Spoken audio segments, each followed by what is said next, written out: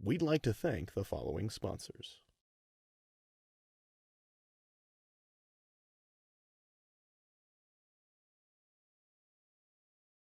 Hello and welcome to this session where we'll be looking at contractor behaviors and the impact that COVID-19 has had on their business. My name is Grant Farnsworth. I am with a company called the Farnsworth Group. For those that are not familiar with our organization, we are a full-service market research company that is focused exclusively on the building products, home improvement, lawn and ranch industry. We've been studying the industry, both DIYers as well as contractors, for over 30 years by looking at a few different areas for our clients, both manufacturers as well as suppliers, understanding at a deeper level customer usage and attitudes, working on product development, product assortment, and merchandising, studying brand health, the importance of brand and the perception of brand, as well as overall market sizing and impacts of the market on your business. Happy to always discuss any custom research needs that you or your organization may have. As I mentioned, today we're going to be talking about research that we've recently conducted in conjunction with the Home Improvement Research Institute, looking specifically at residential contractors and the impact that COVID-19 has had on their business.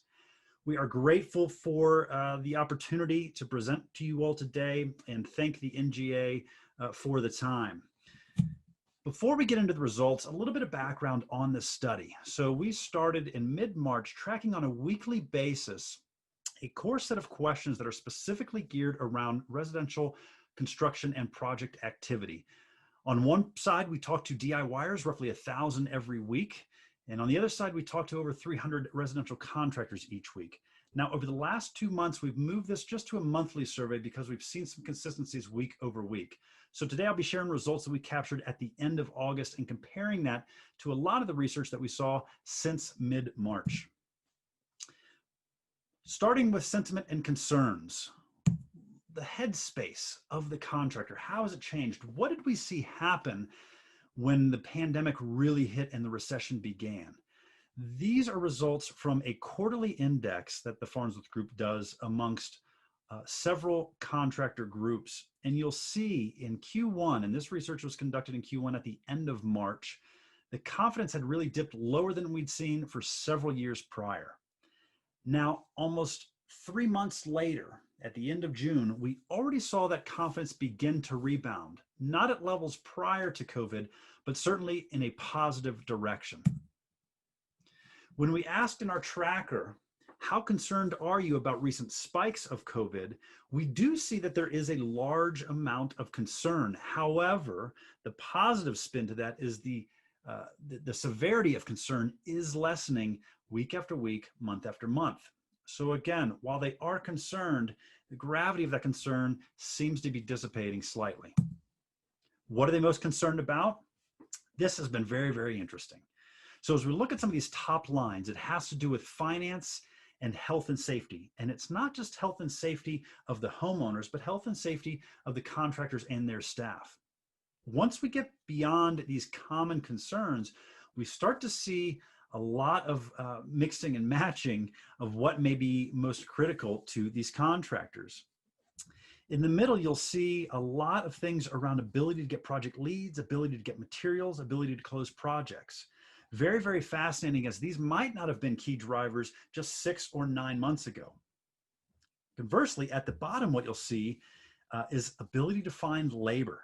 Now, this has been a very, very hot topic for all of us in the industry for the past several years. Well, with this pandemic, all of a sudden, workload has lessened, and the need to find labor has also lessened compared to other priorities they have, which is sustaining some business during this time. This should, if it hasn't already, should shift how you think about engaging with your contractor customers. Really dig into your customer base to see what the hierarchy of need is for them today, because I can almost guarantee you what their need set is today is different than what it was a year ago. So your sales strategy, sometimes your merchandising strategy, et cetera, is going to need to reflect the current market and where they are today.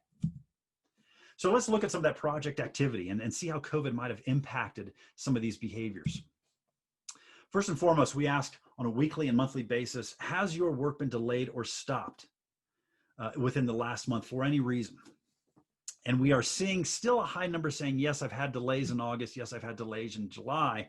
But that number is continuing to come down. In fact, we've got the lowest percentage saying they've had delays this month than we've seen since we started tracking this. So that's a very, very positive indicator.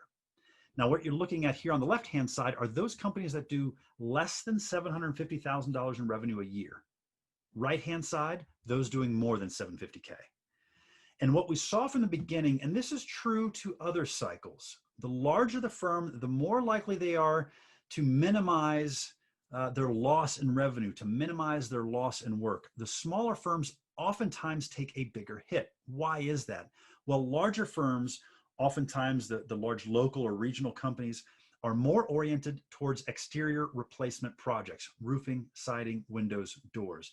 They just historically have sustained recessions better than smaller firms that may be doing 3 or 4 kitchen projects a year, bath projects a year, et cetera. So what we are seeing then on the left-hand side is the return of the small business coming on a little bit more than the larger business who's sustained this a little bit better since the beginning. We look at it also by region. So we can see that we're improving throughout every region as well. The Northeast hit hardest, whereas the South and Midwest maybe hit a little bit less hard during the pandemic. But all regions, as you can see, are starting to rebound by reporting fewer canceled projects in the month. So how did COVID actually cause those delays or cause those cancellations? Well, we've got a few things that we want to pull out here. First and foremost, the health concern is still at the top. So homeowners not wanting contractors in their home is still an issue. We are hearing stories and talking with contractors on a regular basis about how to overcome that. So there are steps that firms are doing to make homeowners feel safe, offering virtual appointments, converting those virtual appointments into in-person, and then the in-person strategies as far as safety protocols, et cetera. The second thing on here, which is something that we all need to be paying attention to, is homeowner concerns around finance. Now, this is important because it may have a dramatic impact on overall budget, which trickles then down into product selection and product criteria by which the contractor can meet to stay in budget. Okay. And then under that, we have some other things around health and safety, and we've got some government policy mandate, et cetera. I also want to call out can't get materials needed. For the last few weeks, last few months, this has been hovering around 30, 35% of those we talk to saying, yeah, it caused delays because I can't get my product.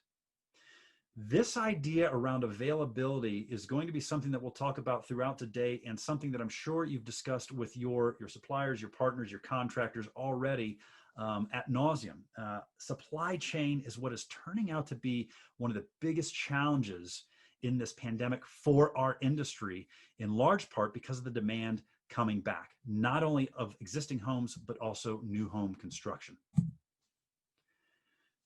We looked at project requests. So over the last month, are your project requests higher, lower than normal? We looked at this by firm size. I want to call out first off on the left-hand side, you see this nice purple hump, if you will. This effectively is the peak of the worst of the worst. We've looked at retail numbers, we've looked at supplier numbers, distribution numbers, et cetera. And it all really points to this mid to late April timeframe being the worst period as far as project stoppage, things slowing down, requests slowing down, et cetera. This data reflects that.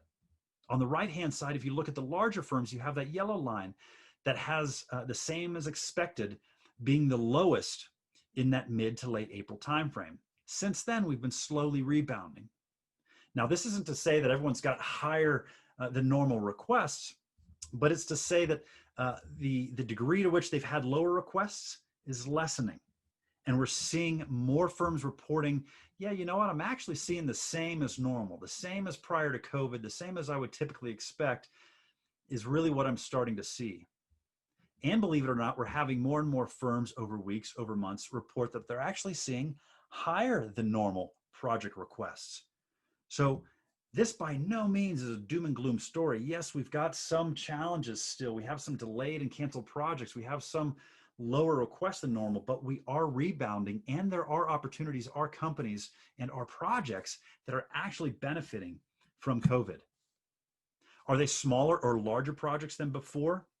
Again, some mixed results here, but we are starting to come back into this more normal or same as before COVID than being much smaller. Now, typical cycles and typical recessions will see project size shrink quite substantially, and that's often tied to home equity, often tied to household income. But this cycle has proven very, very unique, and it's almost created a large bucket of haves and a smaller bucket of have-nots, and perhaps increasing that wealth gap. But for those that still have their home, still have their job, their equity has actually gone up pretty nicely over the last few months. The stock markets have been doing pretty well as well. So their worth, their equity is still there in their home. Compound that with the fact that the share of disposable income has been consolidated almost exclusively to home activities. So what we are starting to see in this cycle is pretty unique in that project sizes in some cases are going up, but in a lot of cases are remaining pretty solid. So no longer are we expecting or looking to see maintenance and repair projects just to sustain a home. We are still seeing large projects come on board across a variety of different project types and contractor types. What about closure rate? Was that higher, lower this month than normal? Again, this is another positive metric. We are seeing a higher percentage than we have the entire time say they're actually the same or higher than normal, same or higher than expected. So again, a lot of positive signs as far as a return to some business across a variety of contractor segments. Now let's talk a little bit about purchase behavior. With a lot of contractors coming back on board, picking up some more projects, some momentum growing, we are seeing more return to purchase behaviors. And with that, in-store has come back. Now, what's also very interesting is that online is still maintaining a good chunk of purchase behaviors. I'd like to call out that it's even more dramatic when we look at it by small versus large companies. And this is very, very important for you as a dealer to understand your customer and where they may be getting product, what may be driving them that way, and how they expect to have product delivered to them. Smaller firms are certainly much more engaged with in-store purchases, even though they are still exposing themselves to some online delivered to job site as well as online pickup in store. The right-hand side, those larger firms are much, much more engaged with online purchase behaviors. They're doing a pretty good mix of both in-store and online. This is a critical point to understand, particularly for those of you that are dealing with large firms and understanding their needs and how they're conducting their business when it comes to product orders, et cetera. Okay. All indications, online is not going away, y'all. If you're waiting to return to the way things were back in 2015, those days are long gone. We have basically achieved 10 years of growth as far as online penetration in roughly 5 months. Now, some categories are going to be higher, some categories are going to be lower as far as online purchasing. So really dig into your space, really understand your product mix to see how it's being impacted.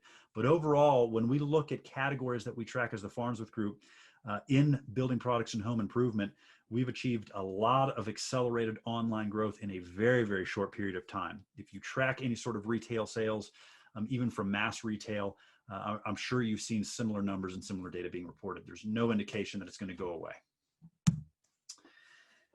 Did you buy online instead of in store because of COVID for any reason? Yes, absolutely. They did, both small and large.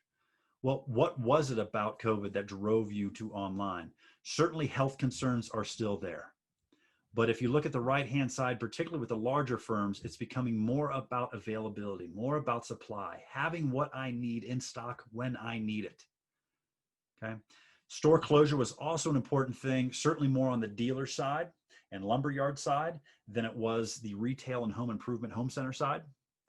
But this availability discussion, I think, is going to continue for some time, particularly as we see contractor projects pick up. The DIY market remains strong, and housing starts are really coming on board these last couple of months. There's going to be increased demand in months to come with pro projects coming on board. So supply chain is going to be critical. Understand the needs of your customer, communicate with your customer, and determine programs that can get them what they want when they need it. Thought this was interesting as well. We asked a couple of questions in our contractor index at the end of June. Of all the contractors we talked to, have you purchased any new brands of building material products over the past 2 months that you've never purchased before? Almost 2/3 said yes. This is either startling and terrifying to you, or it is an opportunity. There is a lot of brand shift happening right now, and availability is a big reason why. Similar to supplier shift. We asked if they've tried a new online or physical supplier for materials over the past 2 months, and almost half have said, yes, I've tried someone that I haven't used before. Again, there are multiple drivers to this, availability being one of them. But you better dig into your market, dig into your customer, understand your position in the market, your strengths, your weaknesses, and make sure they align with the needs of the contractors today, because there's a lot of shift happening, but that it means, in my opinion, a lot of opportunity for you to steal share. So with that, let's end with some future expectations. Overall, how has their business been impacted by COVID-19? Now, again, we have been impacted. This is not to say that this is all sunshine and roses. The picture's getting better, but there has still been an impact on contractors.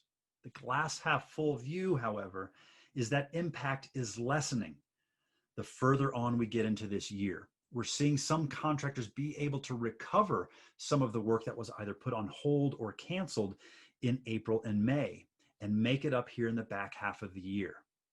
So again, the picture is getting better the further away we get from mid-March.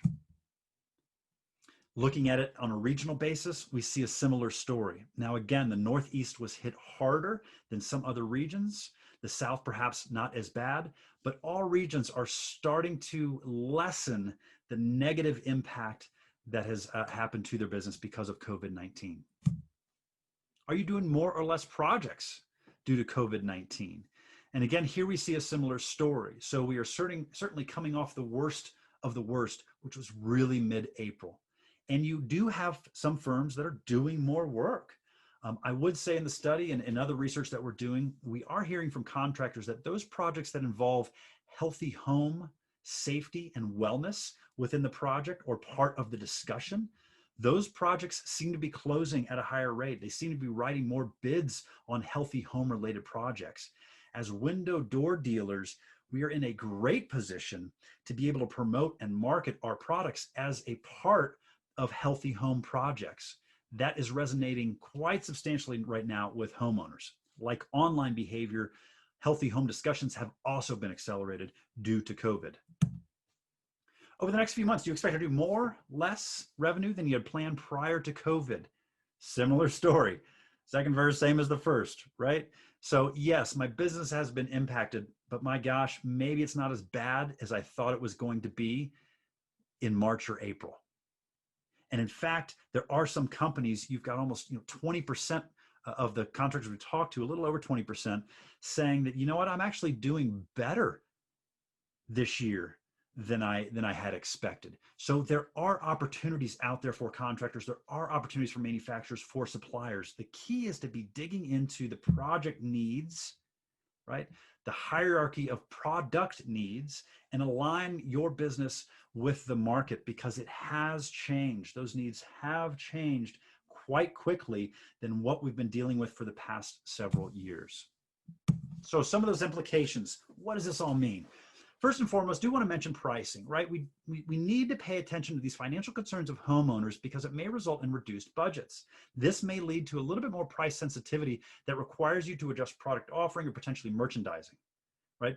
There's still a small portion out there that are concerned about finances. Maybe they've lost their job. Maybe they're still furloughed once a month. Okay, so there is a pocket of people that are concerned, despite another pocket that almost have more money to spend on home improvements than they ever have before, because that's the only area they can spend on. But pay attention to this pricing and understand the dynamics of the market, not only your customers, but the homeowners they serve.